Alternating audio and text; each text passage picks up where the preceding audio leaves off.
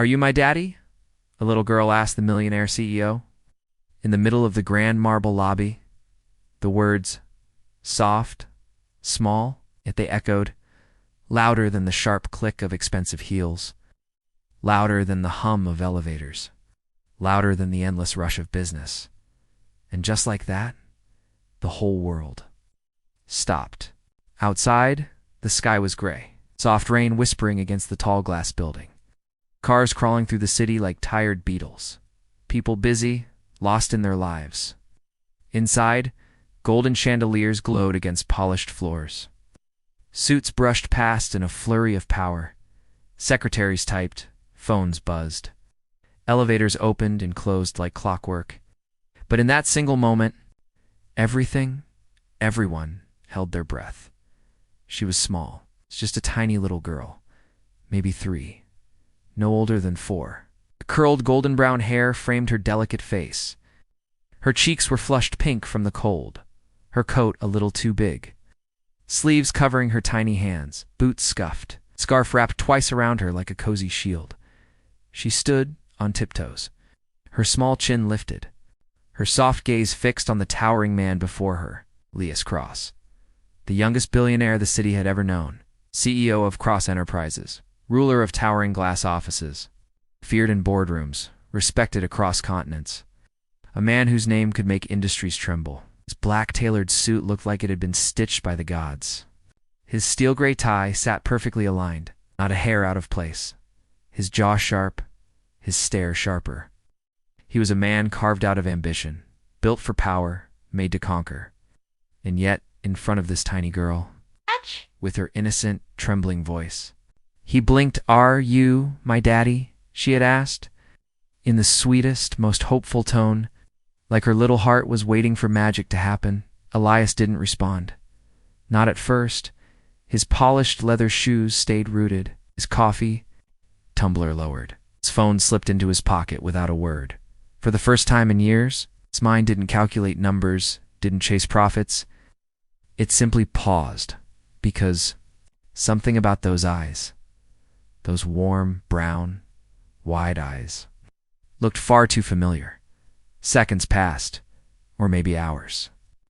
The people around him froze, watching, whispering, wondering, and just as he opened his mouth to speak, woman came running, frantic, breathless, coat tugging behind her, hair wild, her eyes wide with fear. "Emma," she gasped, reaching for the little girl, scooping her up protectively. "Sweetheart, no, you can't say things like that." Her arms wrapped around the girl, tightening, shielding, her voice shaky. I'm so sorry, sir. She was sitting quietly. I stepped away for a minute. I didn't think Elias. Remained silent. The woman's coat was old, her boots worn, her hands chapped from too many cold mornings. Her voice carried exhaustion, but also love, fierce, unshakable. She turned to leave, head lowered, cheeks burning in embarrassment. "I'm so sorry. We won't bother you." But Elias did not move. Not yet, because the little girl, little Emma, peeked over her mother's shoulder. And even as she was carried away, her eyes stayed on him, soft, wide, hopeful. That feeling, that strange, forgotten feeling, tugged inside his chest. Wait. His voice wasn't loud, but it held weight, and the woman froze mid-step. Slowly, carefully. She turned around. Elias took a slow breath, the world around them blurring, disappearing, till it was just him, her, and the little girl who called him Daddy. What did she mean by that? His voice deeper.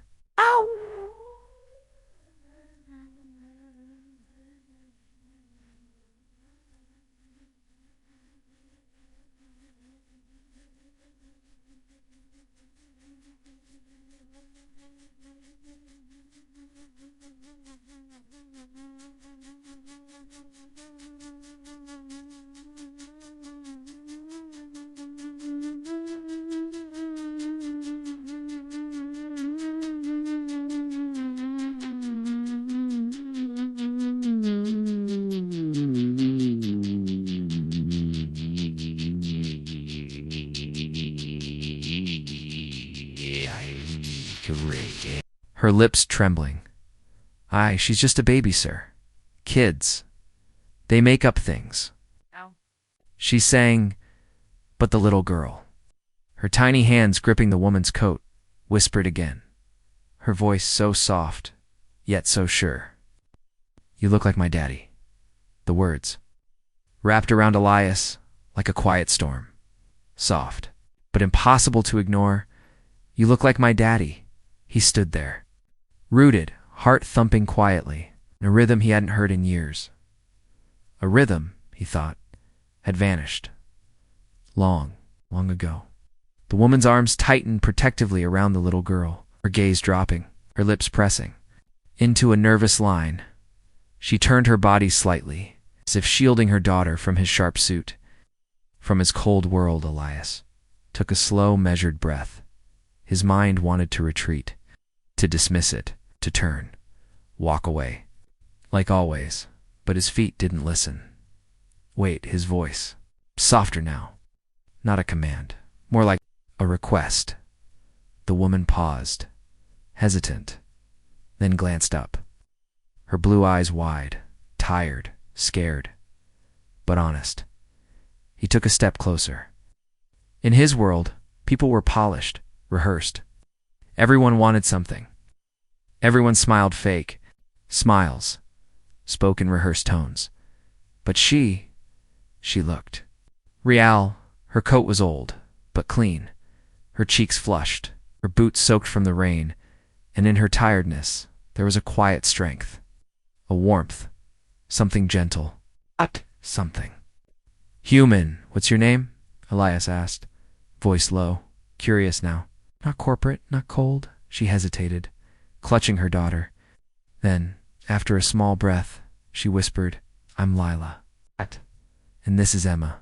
Emma, the little... Girl blinked, shy now, her fingers curling into her mother's scarf. But still, eyes fixed on Elias, soft. Something he had buried, locked away, years ago. Skyscrapers, mergers, skyscrapers.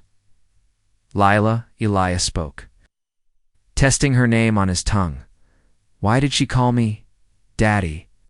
Lila's grip tightened, shoulders rising, her voice hushed. She never knew her father. I've always told her stories. Bedtime tales, fairy tales. And I guess she just imagined. Elias tilted his head slightly, eyes narrowing, not in anger, but in thought. Stories, bedtime tales.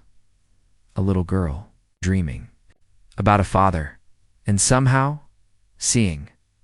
Him. Lila took a cautious step back. I didn't mean any trouble. We were just waiting inside. It's cold out, I thought. Just a few minutes. We'll leave. I promise. Elias swallowed, his throat suddenly tight. For years, his lobby had been his fortress, a place of business. Deals, power, never warmth, and now, standing before him, was the softest voice, the gentlest gaze, the tiniest heart, seeing something in him no one else ever did. You don't have to leave, Elias said quietly, the words surprising even himself. Lila blinked, startled, confused. What? He looked down at Emma, who tucked her face shyly into Lila's neck, peeking with those big, wondering eyes. I said. Stay, Elias repeated. Softer. Sit. Rest. You're cold. You don't have to wait outside. The lobby remained still. People watched from the corners, whispers dancing, wondering what made it. The ice-hearted CEO speak so gently. Lila, after a long pause, lowered her guard just a little, her lips parting in disbelief. Thank you, she whispered, barely audible. Elias nodded, unsure, unfamiliar with the warmth blooming in his chest. Come, he said softly. Terrace. Cafe upstairs. Quieter, warmer. Emma deserves. Something nice. Emma's tiny eyes blinked, a sparkle of curiosity, creeping back in.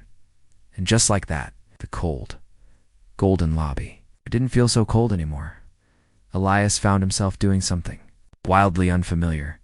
He slowed down, his steps, usually sharp and dominating, softened. Matched the quiet shuffle of Lila and little Emma beside him. The cafe was in Tifar, just up one grand flight of stairs. Past glass walls and important-looking offices, but in that moment, felt like a world away from the cold business. Below, the doors opened with a gentle hiss, releasing a warm hum of soft jazz, the rich scent of coffee, and something sweet baking in the air. Lila hesitated. She wasn't used to velvet chairs. Two polished wood and golden chandeliers overhead, but Emma, little Emma, her eyes lit up, like someone had cracked open the sky and let in sunshine. Elias felt something tug inside, and they settled into a quiet corner booth. Tucked away from the curious glances, Elias sat tall. His movements controlled, businesslike, but his gaze kept drifting to that tiny smile blooming on Emma's face. When the waiter approached, Elias didn't order his usual black espresso. Instead, he turned to Emma, lowering his voice, making it gentle. "What would you like, little one?" Emma blinked, her small lips parting in wonder. She leaned into her mother, whispering something only Lila could hear. Lila smiled softly, whispering back, "Go on, sweetie. Tell him." Emma's little head peeked over the table edge. Her voice, shy but sweet. "Hot chocolate, with marshmallows." "Please."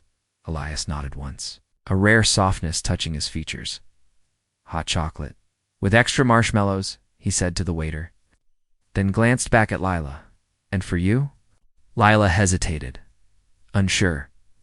This place, this company, it felt like stepping into someone else's life. "Just tea, thank you." Elias ordered something simple for himself, something warm, comforting, though it had been years since. He'd even tasted hot chocolate, or sat in a cafe, without a laptop between him and the world. Minutes passed, soft and slow. The drinks arrived, steam curling into the cozy air. Emma giggled softly, her tiny fingers fishing out fluffy marshmallows with a tiny spoon, eyes sparkling, and Elias watched. Not as a CEO, not as a man used to power, but as someone remembering. "Do you come here often?" he asked gently. Lila smiled, tired but real. "Not here. Too fancy, usually just a little. Corner bakery down the street." But it was raining. Emma loves watching the tall buildings. "I thought we could sit inside, just for a little while." Elias stirred his coffee, absent-mindedly. It was strange. The woman didn't try to impress him, didn't talk about business, didn't ask for anything. She was just herself. Soft. Simple. Real. "Where's Emma's father?" he asked quietly, though part of him wasn't sure why he cared so much. Lila's fingers curled around her cup. She lowered her gaze. "Gone. Before Emma was born. Never wanted to be part of this." Her hand gently brushed through Emma's curls, her smile sad, but proud. "It's been just us." Since the very beginning, Elias felt a quiet ache, one he hadn't expected. His world was filled with boardrooms, profits, endless ambition, but here, right in front of him, sat a little girl who had nothing but love, and maybe that was everything outside. The rain danced against the tall windows, soft, rhythmic, like a lullaby only the sky could sing.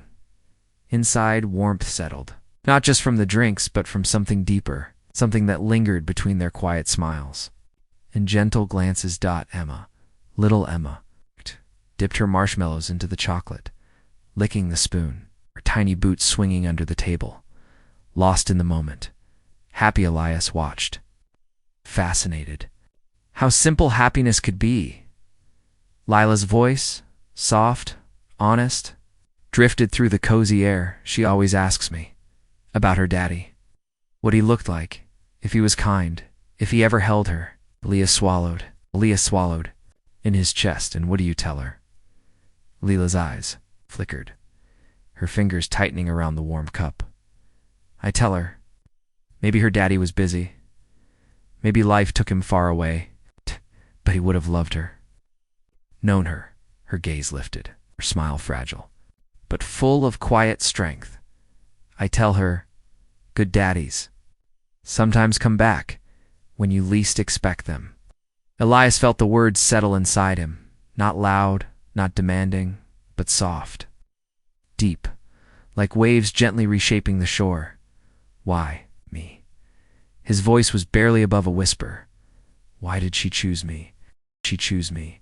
Lila gave a small sad laugh. Maybe because you look lonely. Like you forgot how to smile. Like you needed someone just as much as she did. Elias blinked. Lonely him? He had everything. Didn't he?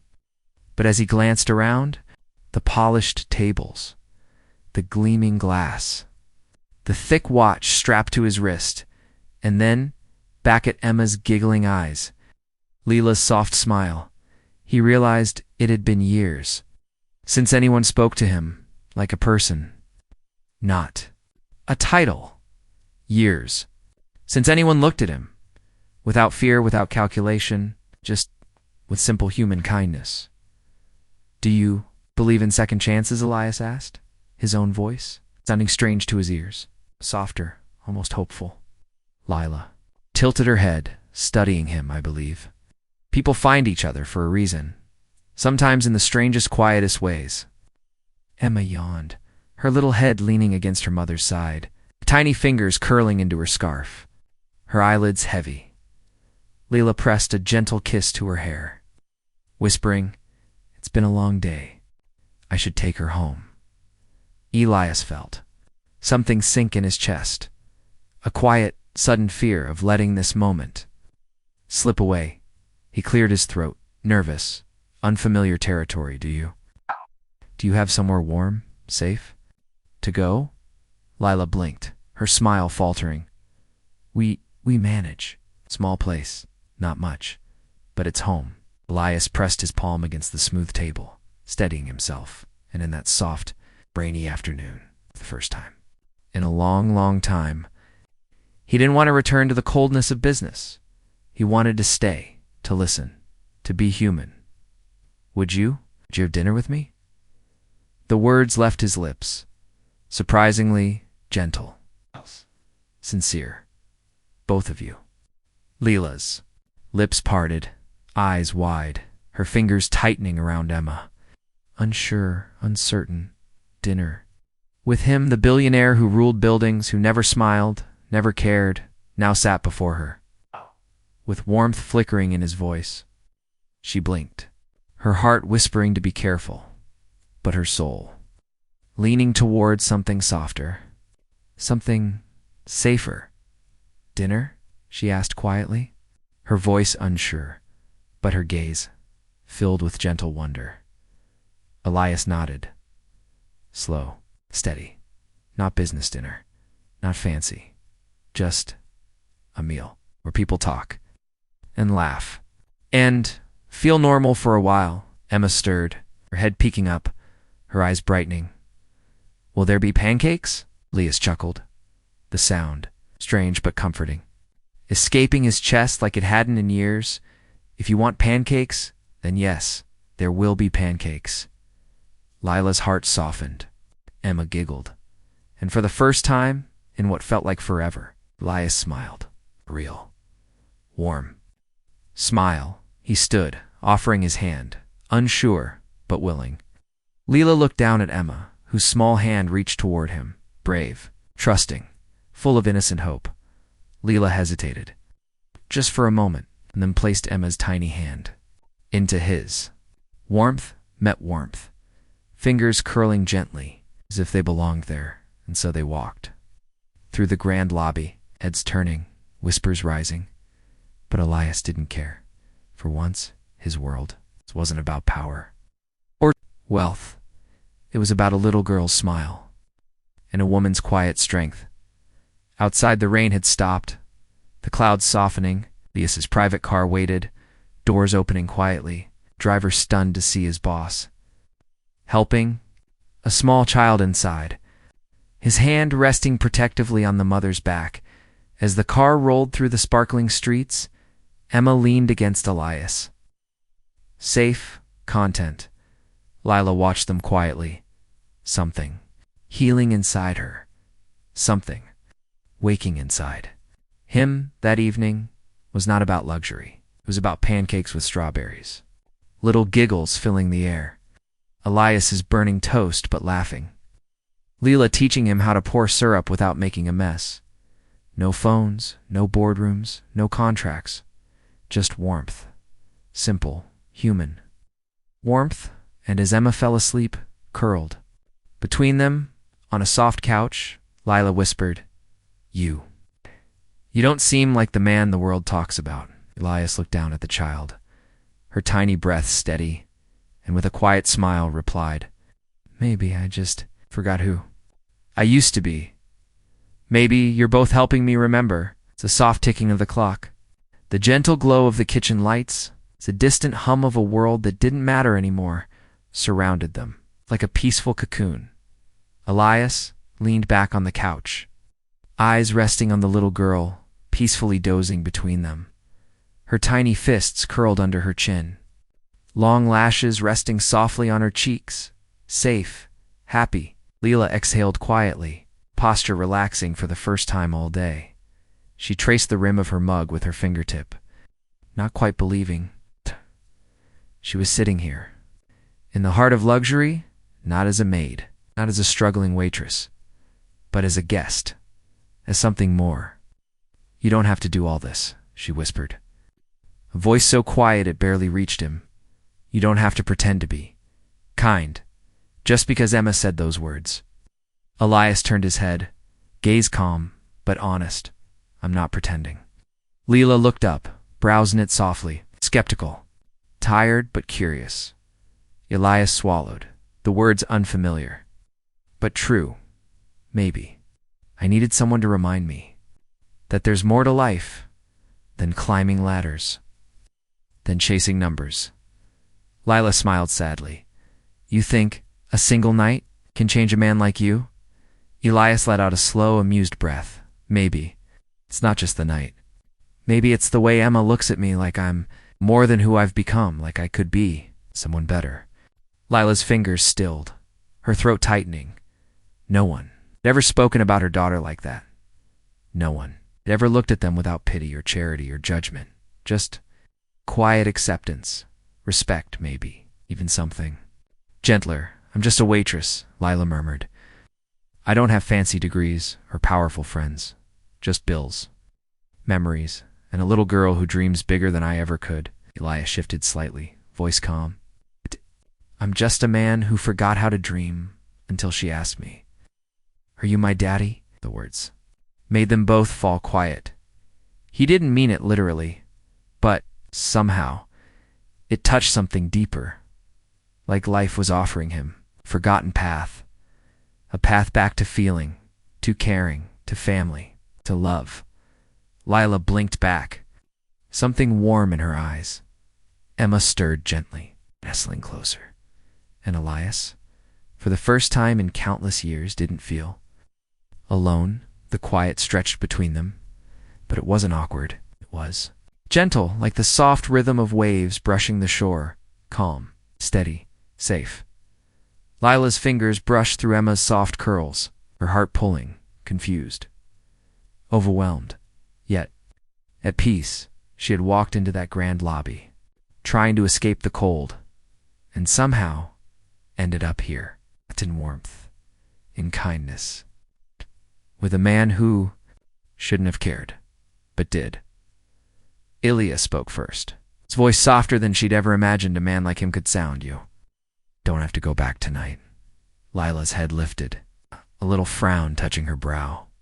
"What do you mean?" He cleared his throat, fingers tapping lightly on his knee, hesitant, choosing his words.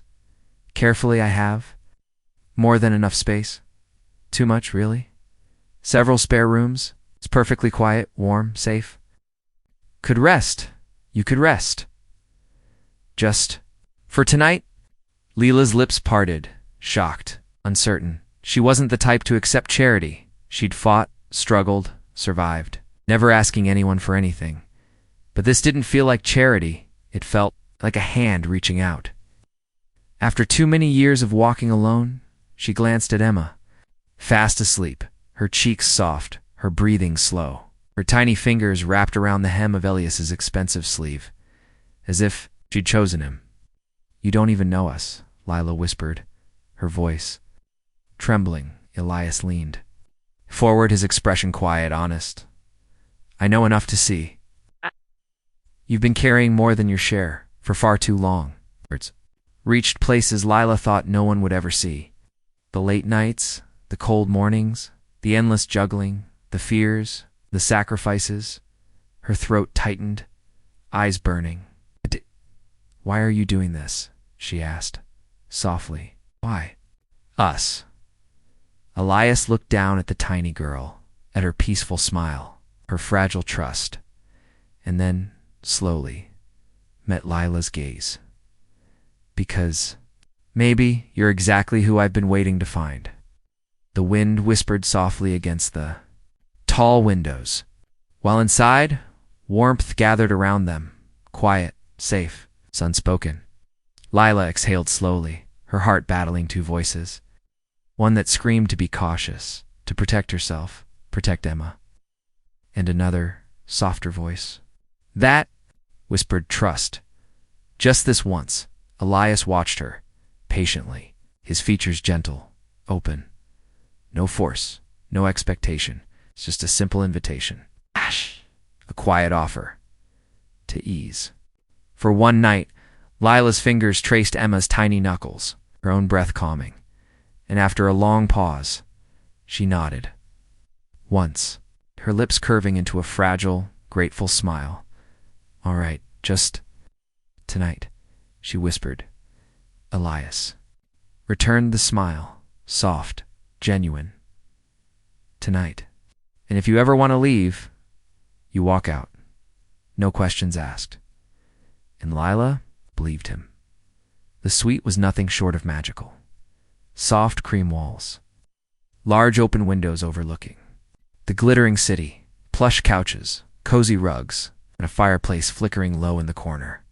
Casting a gentle orange glow across the room, Emma stirred, tiny eyes blinking open, confusion dancing in her sleepy gaze. "Where are we, Mommy?"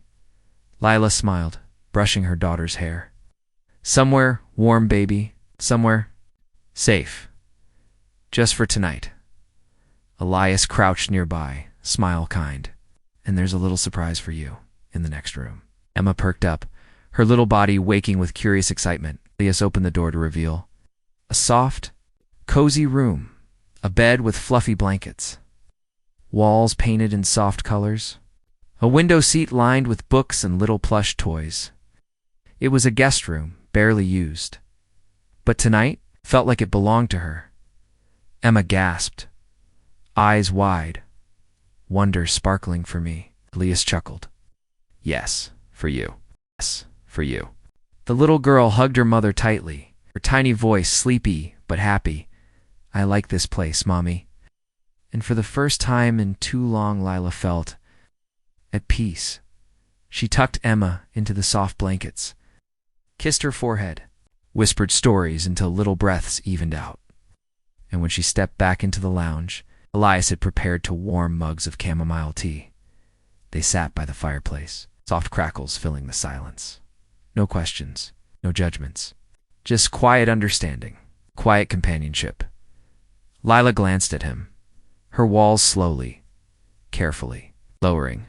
No one's ever been this kind, without wanting something. Elias's gaze stayed on the flames, his voice low, thoughtful. "Maybe. Just forgot how to be kind." And a little girl reminded me that what really matters. And that quiet, soft-lit room, 2 lonely hearts, began to heal. The night passed, soft and still, like a lullaby wrapped in warmth. And for the first time in many months, maybe years, Lila slept, deeply, without fear. Without worry, pulling at her chest, Emma curled safely under the plush covers. Tiny cheeks flushed with comfort, slept with a smile. Elias stood by the window, long before sunrise. Watching the dark sky slowly fade into the soft glow of morning, his reflection looked different. Not the sharp businessman, not the cold, distant leader, but something softer. Someone rediscovering himself. When Lila awoke, blinking into the sunlight pouring gently through the wide windows, was peace instead of panic. Emma giggled softly from her bed, her tiny arms hugging a plush teddy she'd found waiting beside her during the night. "Morning, Mommy," she whispered, voice light, rested, and Lila felt her heart swell. By the time they stepped into the sunlit kitchen, Elias was already there, sleeves rolled up, an apron barely tied around his waist, battling with a frying pan. Lila laughed, sound Elias hadn't realized he needed to hear. Billionaire by day, breakfast chef by morning, Elias smiled sheepishly. Flipping a pancake that landed slightly crooked. "Let's just say I'm learning," Emma giggled. Running to the table where fresh fruit, golden pancakes, and warm toast were waiting, her eyes wide with excitement as they sat, eating together, laughing at Ilias's clumsy syrup pouring. Lila realized this. This was how mornings were supposed to feel, not rushing, not worrying, but living. When breakfast ended, Elias leaned back, sipping his coffee, his expression turning thoughtful. "I know this started. By accident," he began, his voice soft, measured, but Lila, "Emma, you don't have to leave after today if you don't want to." Lila's breath caught, her fingers stilling on her cup. "What do you mean?" Lilas's gaze didn't waver. "I mean, maybe you could stay a little longer, give Emma the warmth she deserves. Give yourself a break, and maybe give me a chance to be something more than I've been." The room fell quiet, not with tension, but with hope. Gentle, cautious, but undeniably real. Lila's heart thudded softly, the kind of sound you feel in your chest more than you hear in your ears. Her fingers tightened around the warm ceramic of her cup, her mind swirling, full of questions, doubts, and yet, somewhere deep inside, a quiet little voice whispered, "Hope, Elias." Waited not as a man used to hearing, yes, not as a man who expected doors to open, but as someone offering, hoping, waiting, for a door to open for him. For once, Lila's gaze drifted to Emma, who was happily arranging strawberries into tiny heart shapes on her pancake. Singing quietly to herself, no care in the world, only happiness. "We've lived a long time, being nobody to everyone," Lila said softly.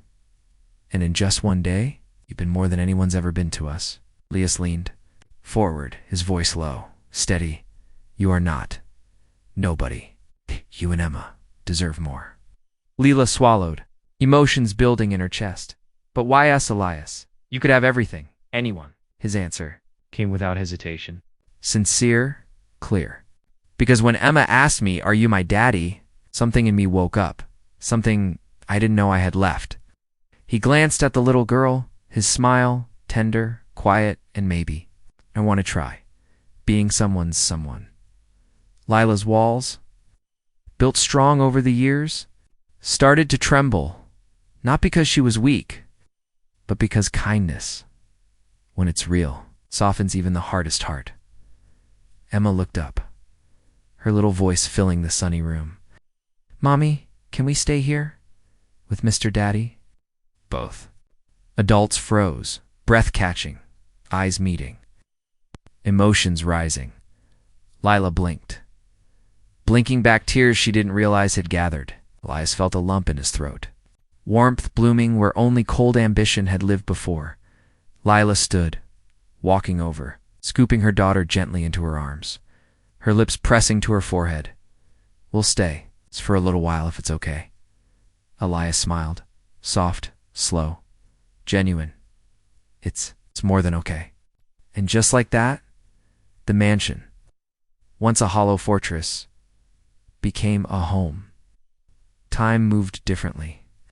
After that morning, what was once a home of empty silence, filled with the quiet hum of laughter, little footsteps running down long, Hallways, soft giggles echoing through grand rooms.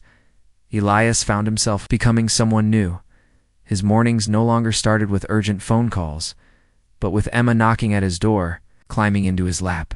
Sleepy curls tickling his chin as she whispered, "Good morning, Daddy." He never corrected her, not once.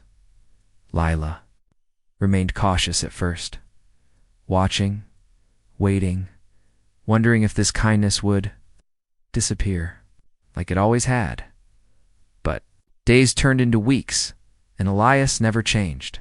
If anything, became softer, warmer, his sharpness easing, his cold walls crumbling. He worked, but he came home early.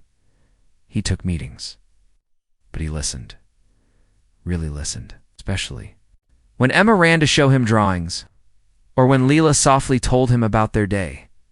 One rainy afternoon, as the three of them played board games by the fireplace, Emma curled up in Elias's lap, looking up with those big wondering eyes. "Daddy, are you going to leave, like other people?" Elias's chest tightened, his hand brushing her soft curls. "No, sweetheart, I'm staying always." Lila watched, heart heavy and light at the same time. She whispered, "Why? Are you really doing this?" Elias didn't blink, didn't hesitate.